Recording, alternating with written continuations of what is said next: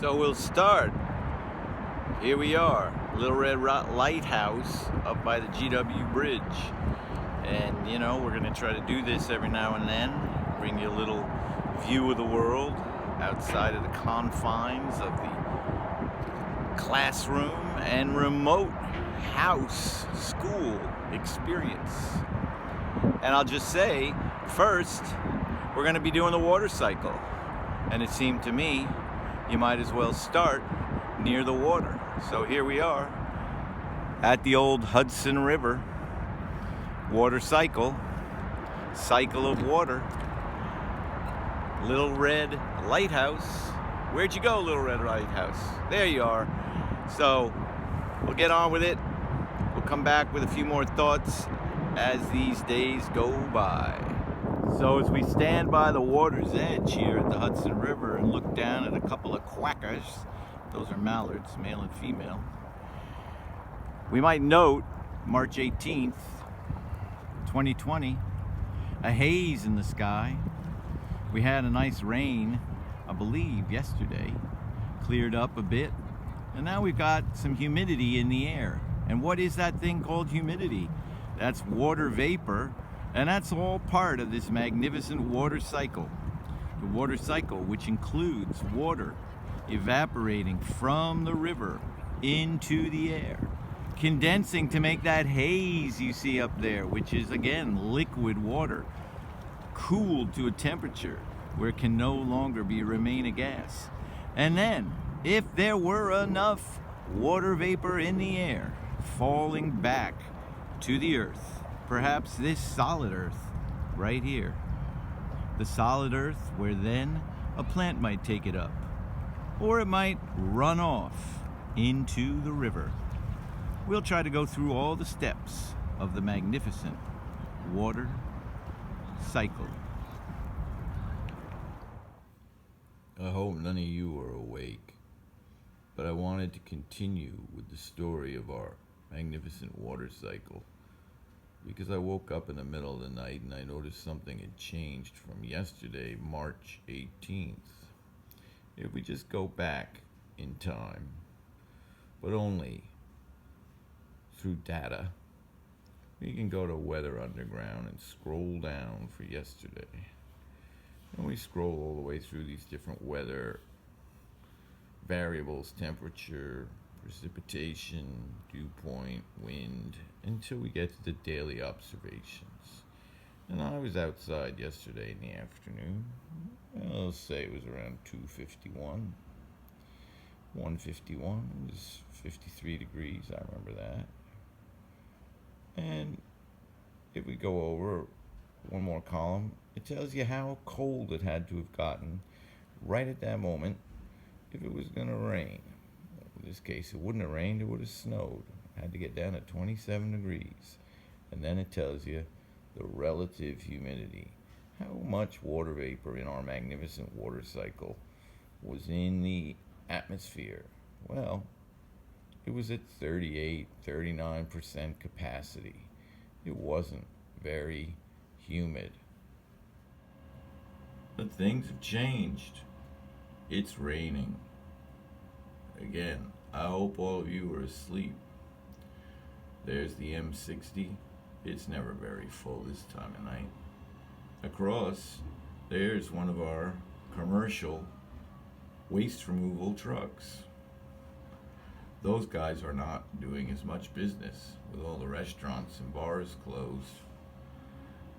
But what we can see reflected off the street is that it's raining. What happened between yesterday afternoon and right now? Well, it got cooler, and in relation to that temperature, the humidity went up. And as I said yesterday, as a part of our magnificent water cycle, the water vapor that was in the air suddenly was able to condense, reaching the dew point and falling back to the ground. And now we see on the ground a classic part of the water cycle, with the water hitting the road running off into the storm sewer system. There's that rain falling, hitting the ground, the hard, impermeable ground, and running off into the sewer. Well, it's later the same morning, March 19th. Whereas last night it was raining quite hard, and we showed you that rain landing on the ground. Now, we just wanted to come downstairs and show you the runoff up close. Running water over an impermeable surface into the storm sewer. Well, it's 43 degrees out. We're now in Central Park. You've all been there. Oops, that's my finger. Get away. And I'm showing you the North Meadow fields because I want you to understand that the rain has been falling, and it has either been infiltrating into the earth as it has through this grass, or it's been running off if the soil is saturated, if there's no more room for water, or in this case on a baseball field, if it's made of clay and it just can't get through the little tiny spaces between each clay particle. But you also see runoff, runoff, runoff, an important part of our magnificent water cycle. Going back to infiltration, a part of our magnificent water cycle, over to runoff. Here you can see the water running off the field, and it's carrying with it a little bit of the clay that covers the baseball infield. That we call erosion. This is a form of sheet erosion. I'm sorry for the fences. I'll take another quick shot to remind us of that beauty called sheet erosion.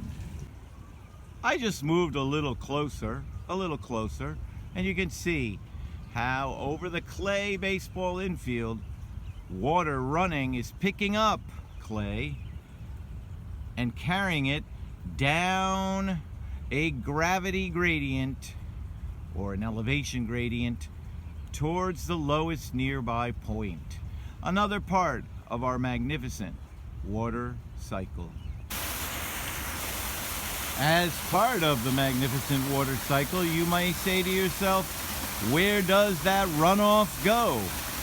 Well, here you see at the northern edge of the ball fields in the north fields of Central Park, we find a little outflow from drainage through the grass and fields, which then leads into a stream called the lock. You can see the water is discolored from the clay that has been picked up from sheet erosion.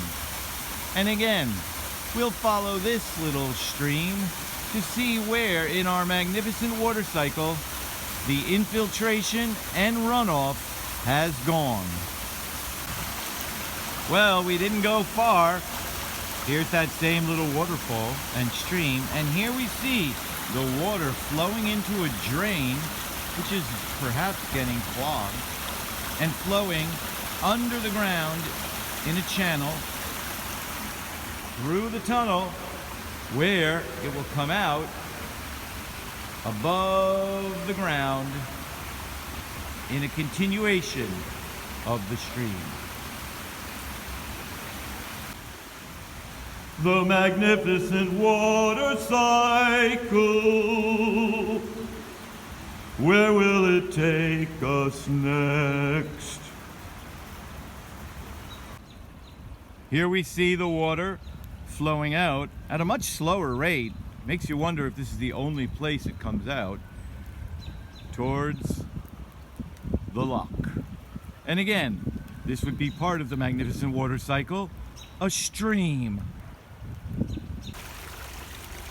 The stream flows, and again, discolored water from the clay that was running off the ball fields.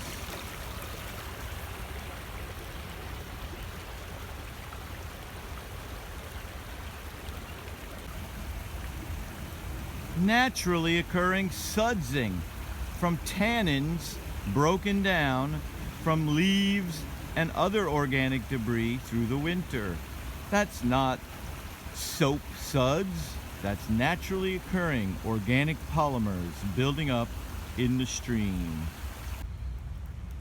Here we can see how the sediment from the stream, from the ball fields, ends up entering water that is not moving quickly and gets deposited.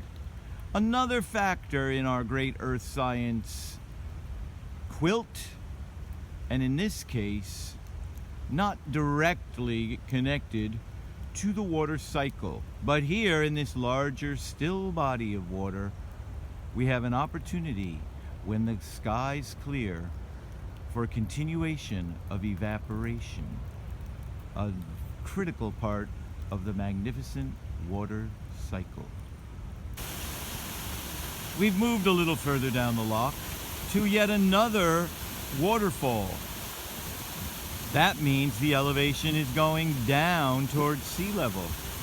All the while as this water moves, even on a cloudy day, where it is moving, it can evaporate, not a lot, back into the atmosphere, where at this temperature, it may just recondense and fall back down. And again, part of the magnificent water cycle. Here, through the magnificent bridge, I forget what this one's called, great bridge. You notice the stone arch supporting the roadway above? Well, here's the stream finishing its journey above ground, dropping underground, where it will pass under your Lasker rink and pool and enter the Haarlem Meer. Here we will end our journey at the Haarlem Meer, where the water from the ball fields eventually runs, if it has not been taken up by one of these magnificent trees, like you see in the background there, the weeping willow just beginning to bud out. Or further across, two more weeping willows. Or here, a weeping willow. Those trees, the grass, they all take up some of the water. And when our sun, the driver of the water cycle, finally returns, it will begin again to evaporate and evapotranspirate water into the atmosphere. Evaporation from the surface of a standing body of water or running water, and evapotranspiration out of the plants that thrive on the magnificent water cycle.